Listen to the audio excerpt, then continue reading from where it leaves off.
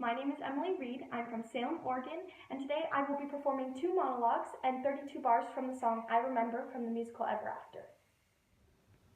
I will now be performing a monologue from King Arthur's Socks, and I will be playing the role of Guinevere. Well, do you still want to kiss me?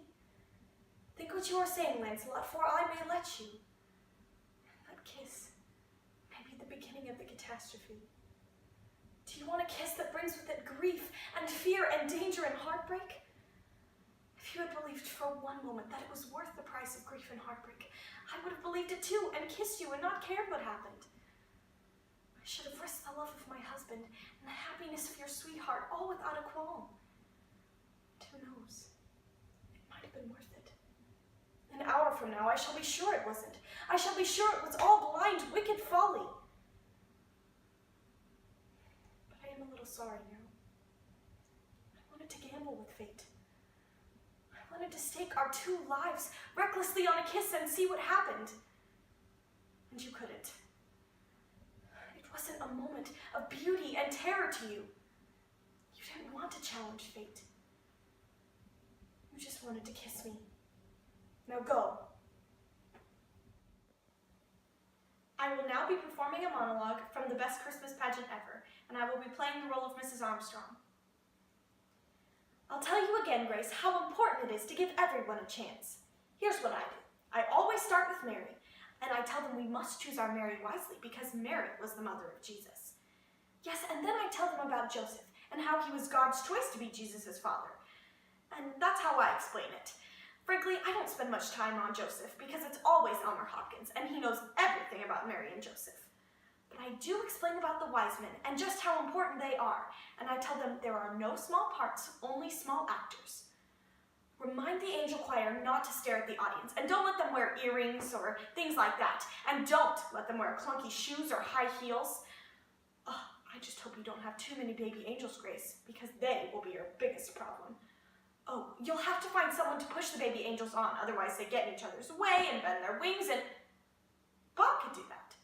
And he could keep an eye on the shepherds, too. Oh, another thing about the angel choir. Don't let them wear lipstick. They think because it's a play they have to wear lipstick and it looks terrible. Oh, and Grace, don't just get anybody's baby for Jesus. Get a quiet one. Better yet, get 2. That way, if one turns out to be fussy, you can just switch them.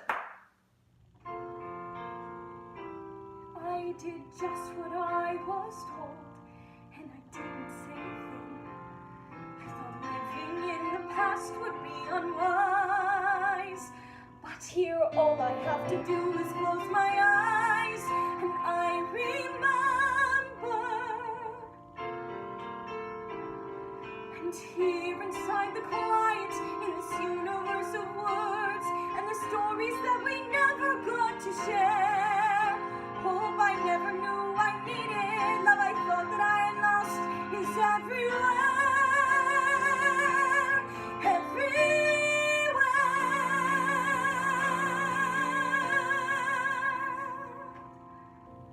Father said before he died, he explained, well he tried, if I loved him he was never really gone. Though I thought he lied, I know now love goes on, and I'll remember.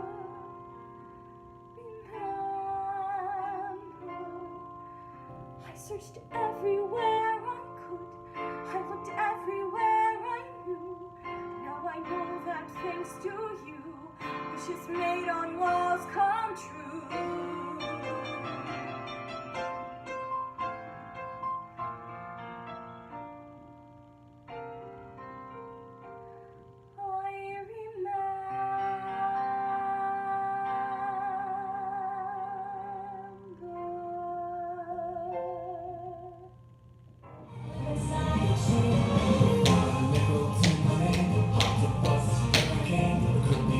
Just insane. We'll have to see.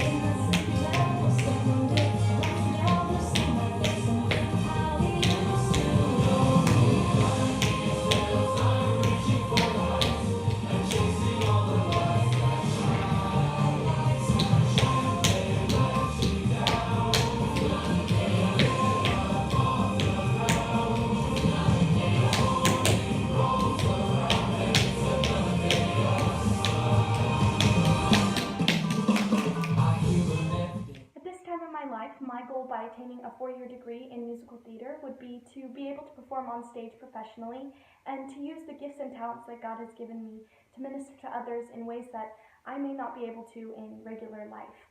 I recently had the opportunity to perform the role of Grace Bradley in the show The Best Christmas Pageant Ever, and before the show actually began, my director came up to me and asked if I would be willing to perform A Baby Changes Everything by Faith Hill in the middle of the performance.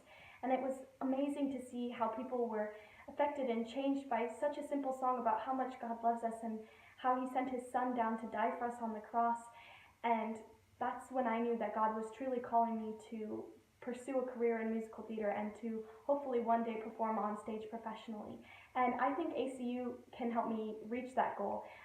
I believe that they can help me not only grow in my knowledge of musical theater, but also help me grow in my faith. In our culture, I see many examples of both faith and art being integrated. For example, I see art mostly through the performing of theater, music, and dance, and I see faith mostly through churches and private schools. Personally, I would love to see more of a combination between the two in our culture today, and that's something that I would really love to study and grow in, and I believe that ACU can help me do that.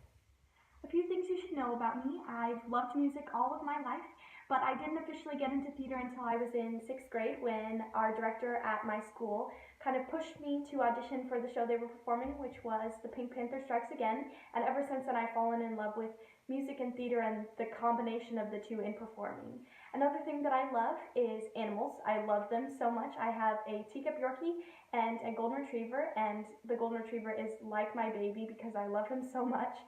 And I'm also a 2-sport athlete. I just finished volleyball a couple of months ago, and I will be starting softball up in just a few months as well.